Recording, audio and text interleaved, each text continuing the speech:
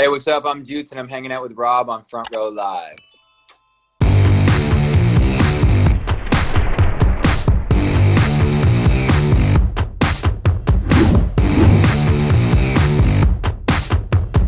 I'm diving right in, but I loved your delivery, loved your lyrics, loved your music, instantly got hooked, upon listening to Say It First, your most recent single. Yep. But before we talk about that single, talk to me about kind of discovering your sound and your delivery, because I feel like that's something that, it takes a while. It's part of that artist development, trying to figure out how you're going to deliver the lyrics that you write to your audience. Yeah, man. I mean, it all started back in the day, back in college residence. Just living in a dorm room, and I started rapping. So that's where kind of the flowy, the rap stuff. And I couldn't sing. I never had tried singing. I wasn't, by no means was I a singer. So I was like, I'll just make little rap songs. And it was kind of a joke at first. And then I got pretty passionate about it. And then I was super into fast rapping. I loved Yellow Wolf. I loved obviously Eminem, but I loved anyone who was going really fast. I loved that. That was what I was really into. So I practiced that. And then I don't know at what point I was this feels a little bit cheesy. I don't know if I want to keep doing this. It's just a matter of speed. It's not a matter of substance at this point, what I was doing. So then I started singing and learning how to sing and whatnot. But now it's I feel I'm kind of combining the two. I mean, all of 2019, I was doing pop punk songs. I was just writing, I was going full out into the pop punk stuff and diving into that, working with really dope musicians. So I found my singing voice a lot recently. I've really grown as a singer. But now it's I'm taking the roots and I'm mixing it with the new found singing voice that I have and kind of combining them and kind of in this fusion. It's got hip hop, it's also pop, but it's also a little bit alternative. It's kind of this blend of pretty much everything that I've done in my life. So it's kind of cool. I feel just now am I mixing everything that all the different phases. I feel are just now coming together, which is kind of cool. I never thought the rapping stuff would come back, but yeah. And that fusion between your rapping and your singing, I love your voice, by the way. So it's crazy that this is new to you, because it does sound like you've been singing for some time, you know how to control it. So I mean, it's just a lot of, I'm a very determined person, and I feel the mind is very powerful, and you can kind of skip steps if you're really diligent in your self-belief and stuff. So I think I excel fast in things because of how crazy I go in my head about obsessing on getting better. But it was literally just a matter of getting to LA and finally getting in studios, in booths, and around people where I could scream, and it was encouraged rather than my neighbors telling me to shut up at 4 a.m. because I'm trying to record. So I always used to sing quietly. I wasn't confident. I get to LA, and in 2019, I feel that year I found parts of my voice I just didn't know existed, parts that I was too scared to even try to reach, because you just assume you can't, and then you do it and you're whoa, I can actually kind of get up there sometimes. So yeah, it's definitely feels really recent. But it also at the same time feels I can't believe I wasn't singing my whole life, because I just love singing so much. But yeah, it feels recent that I've truly discovered my range and kind of locking in on my tone finally. It's been a long. And you mentioned not having that confidence. Is it a different confidence, being confident in singing and then being confident in writing the lyrics that you do? Because you kind of get personal on your music. So is that something else that you kind of have to learn to be okay with? It's really weird because I've always kind of I'm always kind of the funny guy and whatnot, and I'm not super vocal as far as talking to people with how I'm feeling or what I'm going through. And I've gone through a lot of depression. I still go through it a lot of anxiety. But I kind of I'm good at not talking about it a lot. Not that that's a good thing, but I've just kind of learned how to put it all into my music. And for some reason, it always just felt more or less okay to just say whatever is inside my heart or whatever's in my head, say it in my songs. And there's definitely been times like now it's easy, but when I was bussing tables at a bar in Toronto, it's weird when you're dropping these like ultra emotional, super personal songs, and then you're like going to work the next day and everyone's just heard it and they're like, damn, you got some demons in your head. Like, you're a pretty funny guy. Like, you're always laughing and shit. Like, I don't understand where this is coming from. So that's definitely awkward, and you got to kind of like be okay with that. But now like music is all I do. So it's really, I don't have to go and face people that see me as a busboy anymore or see me as like, you know what I mean? Whatever. So I kind of have a pass to do whatever I want, which is cool now. But the lyrics have always just felt more natural than the singing. The singing is what I've been trying to catch up to, like my lyrics. Now, earlier you mentioned that you do go out running. So do you feel like that the cardio that you get from running helps you kind of be able to control your voice when you're doing like the fast raps, when you're hitting those high notes? Like, do you feel like they go, you know, hand in hand? Probably. I've actually never thought about it, but I mean, it makes sense that it would. Like, it kind of feels like maybe the two things happened at once, because I was an athlete my whole life growing up. But before music, it was just basketball. I was obsessed with basketball, and I played on like 3 different teams at all times. So I was an athlete, like that was my life. And then I was like, oh, I don't want to do this athletic stuff. I'd rather use my brain. I don't want to like get injured and have it all be over. I'd rather, like, if I'm in a wheelchair, I can still do what I do. You know what I mean? Like, that's why I wanted to go into like more art stuff. But then I got really unhealthy and gained a bunch of weight, and it kind of got away from me. So lately I've been running a lot. I lost like 30 pounds or something like that. And so everything is kind of leveled up. So I guess like the physical, like lung capacity from running has to help with singing. It's also just the mental, like if I'm having a really bad day, odds are I'm just not going to be hitting the notes as well, which is weird. Like for some reason I just get frustrated. But if I run, my head is clear. I feel like I'm ready to go get it. I'm ready to go make a hit or something like that. Like everything just comes easier. The writing, the singing, like I think it's all connected. So the running definitely, I think, helps in so many different areas of my life. So talk to me about your latest single, Say It First, and you know what kind of sparked the idea of, or what kind of sparked the creation of the song? Was it like a sound that you had created? Was it like a lyric or a melody that you had in your head? Like, how did this song kind of come about? It was my homie Julian. He's a guitar player. He did, like, if you've seen any of the recent live stuff I've done, like live videos, he's playing the guitar in them. And he did the guitar loop for Say It First. And I remember just hearing the loop and was like, whoa, this is crazy.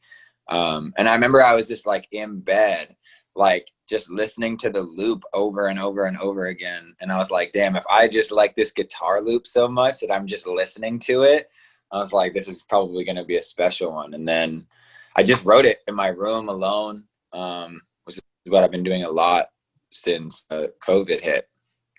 So yeah, it just kind of like just started with a loop, and I just kind of lived with the loop for a bit, which was weird. Like I never really do that. Usually I'll sit down to record and just pull up a bunch and just kind of rifle through them until I find one and then go for it. But this one I was just like, this feels special. I was living with the loop for a bit, so it was pretty cool. Yeah, I don't think I've ever done that, just listen to a loop for like days before writing. Do you feel like that track or that loop kind of kickstarted A Really Bad Dream, the EP that's about to drop? Yeah, it actually started with, I actually made them in order. Like I made Bad Dream and then I made Say It First. And that was kind of like those two back to back it was like almost like the birth of like the next chapter.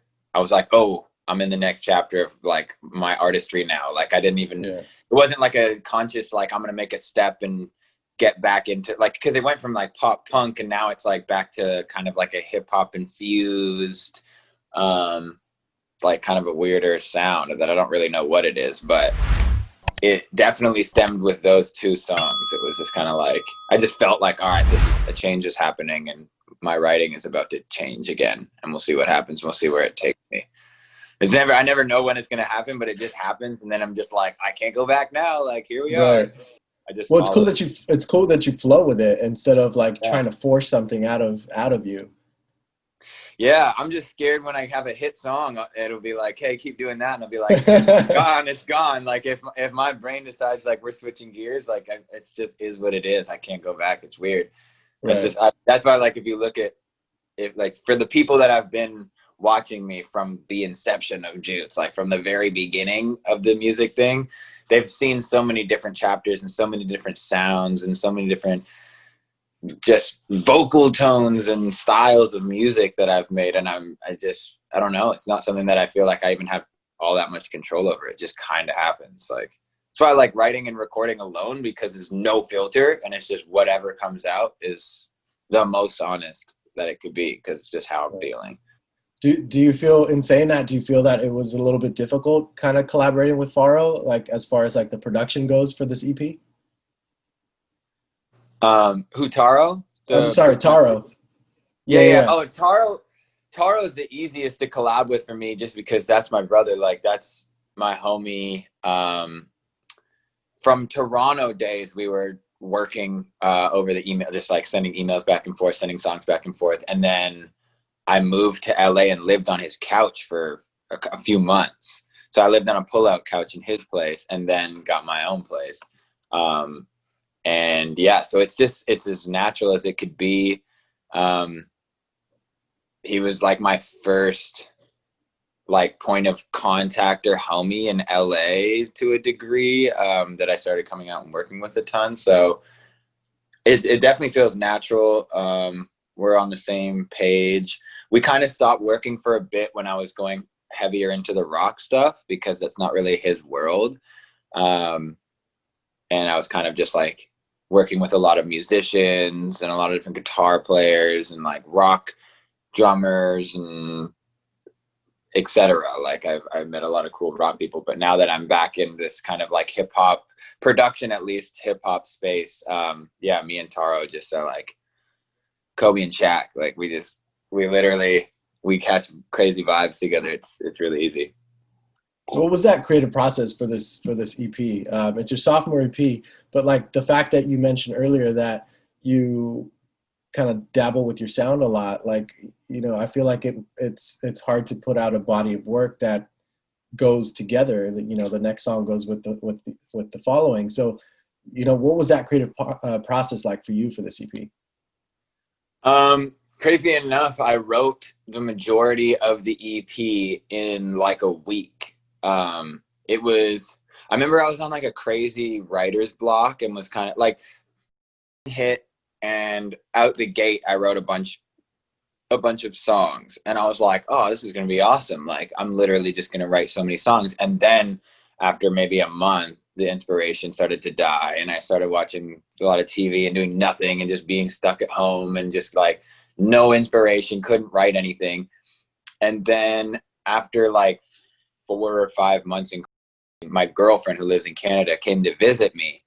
And as soon as she left, for some reason, like I had this life kind of brought back, like I kind of was like full of life and inspired again. And I was like, all right, I gotta start writing again. And then I wrote like the EP in about a week, like almost all the songs I wrote in about a week. And it was Bad Dreams, Say It First, and the other ones that are coming out. But yeah, it happened so fast. It was just like this wind of inspiration hit me, and I just kind of ran with it. Even like my team, my manager, like my A&R, they were like, okay, what's going on? Like, this guy's writing a song a day and they're all winners. Like, this is crazy. Yeah, it just kind of happened. You just have to be in that moment. That's what it is. Yeah, you gotta let it hit you sometimes. Honestly, the writer's block stuff really like is crippling sometimes. And like me and all my friends go through it. Like, it's, even though we know it's gonna happen and we know it'll pass, it still is like the end of the world every time it happens. But getting out of it is probably the best feeling that any artist knows. Breaking the writer's block and just going on a run. It's the best. Now, one song that you covered, Kiss Me, on this EP, and you kind of made it your own. And prior to this one, the only other favorite remake or cover of that song "Kiss Me" is by Newfound Glory. Like they nailed it. Yeah. So you nailed it also. Like I love your version. I love your twist on it. What was the idea behind this, and why "Kiss Me"? So I've always loved Kiss Me. I mean, I just love the like music from the 90s. That's just my favorite music ever. And it always will be. So like, I remember me and my guitar player from way back when I was living in Toronto would sing that song, play that song. And then my homie Miles in LA was always playing that song on guitar. So I was like, all right, like, let me just mess around and see. So I was at first just like, teach me how to play it. So I was just jamming it at home, like, because he over FaceTime during taught me how to play it.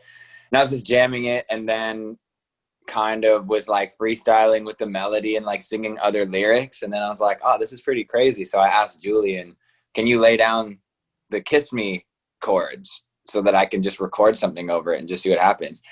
And then, yeah, I just sent it around to my manager and my A&R and stuff. And they were like, this goes crazy. No way. And then, yeah, everyone we sent to, like my agent, everybody was like, how has like no one done this, like a flip like this? So, I mean, yeah, it kind of was just like I'm bored and let me just see what happens here. Didn't think I could get it cleared. Like, didn't even consider that. Was just doing it for fun.